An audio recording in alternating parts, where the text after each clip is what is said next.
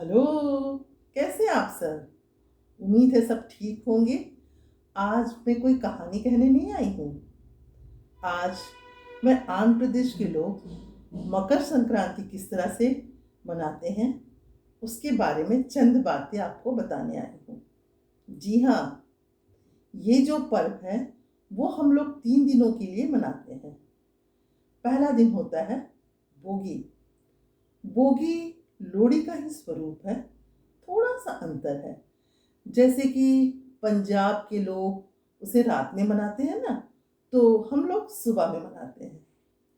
बच्चे जो होते हैं वो उत्सुकतावश सुबह सुबह उठ जाते हैं, बिल्कुल सुबह, यानी कि 3 या 4 बजे के लगभग।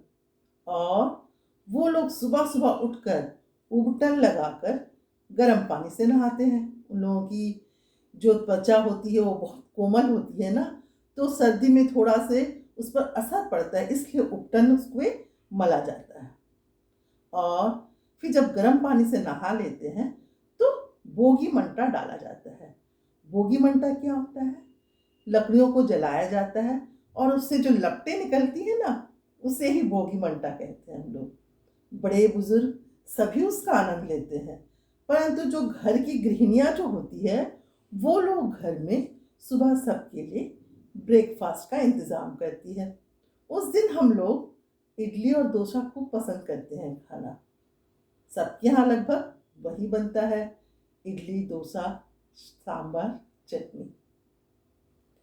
उस दिन सुबह सुबह इसलिए बना दिया जाता है ताकि जैसे ही लोग बोगी मंटा का आनंद ले और नए कपड़े पहनकर नाश्ता करें, उनके लिए सब कुछ हाजिर हो। नाश्ते के आनंद के बाद बड़े बुजुर्ग और बच्चे बाहर निकल जाते हैं अपने अपने कामों में। कुछ लोग बैठकर बातें करते हैं, बच्चे खेलने लगते हैं। और जो घर की जो गृहिणियाँ होती हैं ना, वो क्या करती हैं कि वो दूसरे दिन के लिए व्यवस्था करती हैं।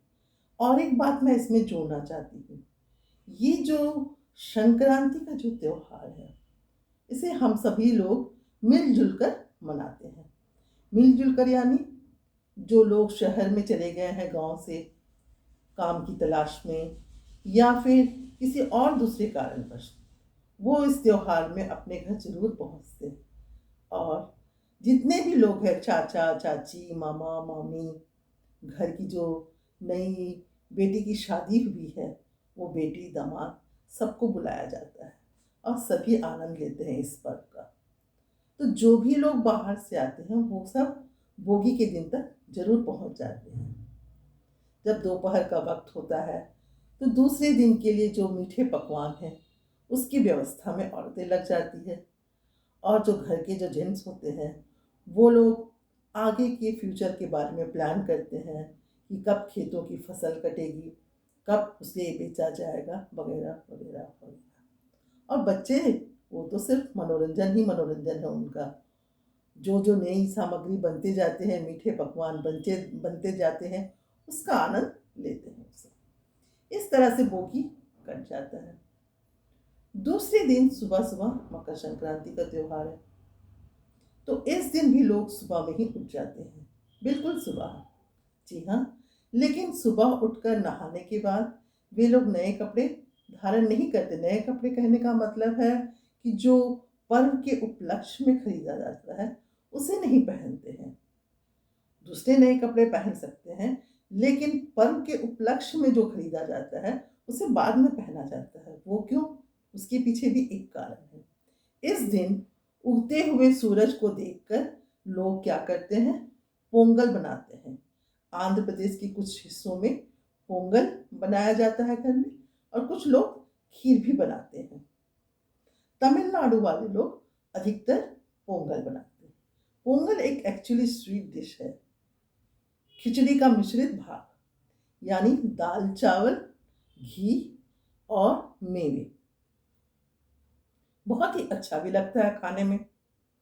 उसके बाद पूजा स्थल के सामने में सजावट किया जाता है।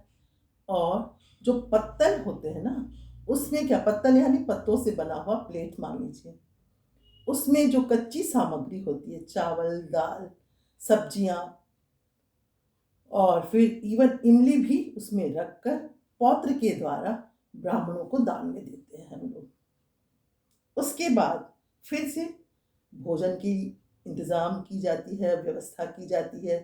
दोपहर का भोजन बिल्कुल शाकाहारी होता है और उसे बनाने के बाद में फिर से पत्तलों में परोसा जाता है और भगवान के सामने में रखा जाता है। और जितने नए कपड़े खरीदा जाते हैं ना, उन सभी को हल्दी कुमकुम लगाकर उसे पूजा के सामने रखा जाता है। इसके बाद जितने भी घर के सदस्य हैं, सब मिलजुल कर वहाँ खड़े होते हैं और प्रार्थना करते हैं। मन ही मन जो हमारे पूर्वज जो स्वर्ग सिधार गए हैं, दादा दादी, नाना नानी, अकस्मात जिनकी मृत्यु हो गई है, सबको बुलाया जाता है कि आप लोग आइए। और ये जो पूजा की जो व्यवस्था होती ना, वो भी एक मुहूर्त के समय होता है, यानी पुण्य काल कहा जाता है। उस समय उनको बुलाकर उनसे कहा जाता है, आप लोग आइए हमारे यहाँ, खाना खाइए, नए वस्त्र धारण कीजिए और फिर हमें आशीर्वाद दीजिए और देखिए कि हम कितने खुशहाल हैं। हमें आशीर्वाद दीजिए कि हम और भी आगे फले और फूले। उसके बाद प्रसाद के रूप में वहाँ से खाना ग्रहण किया जाता है और फिर नए वस्त्रों को पहनते हैं। उसके बाद फिर शाम को मनोरंजन होता है। घर की जो औरतें होती है वो फलदान करती है, सुहागिनों को बुलाया जाता है, उसे बिंदी कुमकुम लगाया जाता है और फलदान करती है फिर। और दूसरे दिन के लिए भी व्यवस्था की जाती है कि क्या बनाया जाए। जो तीसरा दिन होता है ना, उसे कड़मू कहा जाता है। ये दिन पूरा होता है मनोरंजन के लिए, सिर्फ और सिर्फ मनोरंजन। जी हाँ, घर में तो बाहर से आए हुए काफ़ी लोग होते, तो उनके लिए, जो लोग शाकाहारी है उनके लिए शाकाहारी भोजन की व्यवस्था की जाती है और जो लोग नॉनवेज खाते हैं उनके लिए तरह तरह से नॉनवेज की व्यवस्था होती है। गिफ्ट्स भी दिया जाता है सभी को। जो सुहागिनें होती हैं उन्हें साड़ी और ब्लाउज देते हैं और जिनकी इच्छा शक्ति यथाशक्ति अपना अपना गिफ्ट देते हैं। खूब खाने पीने का कार्यक्रम होता है, मनोरंजन ही मनोरंजन होता है। जो लोग मूवी देखना पसंद करते हैं उन्हें वहाँ भेजा जाता है और इसके अलावा भी तरह तरह के कॉम्पिटिशन्स की व्यवस्था होती है, खेलकूद की व्यवस्था होती है। गांव में तो कार्यक्रम देखने लायक होता है। लोग काफ़ी अपना मनोरंजन करने के बाद में अपने घर जाने के बारे में सोचते हैं। दूसरे दिन सभी लोग निकल जाते हैं, जिनको जिनको वापस शहरों की ओर जाना होता है अपने काम के सिलसिले में। उस समय तो रेलवे प्लेटफॉर्म देखने लायक होता है, चारों तरफ लोग ही लोग नजर आते हैं। बसों में भी काफ़ी भीड़ होता है। अभी कोरोना की वजह से थोड़ा कम हो गया है। आशा है आप सभी को ये जानकारी पसंद आई होगी। फिर मिलते हैं मेरी नेक्स्ट कहानी में। मेरे चैनल को सब्सक्राइब करते रहिएगा, लाइक करते रहिएगा। विदा।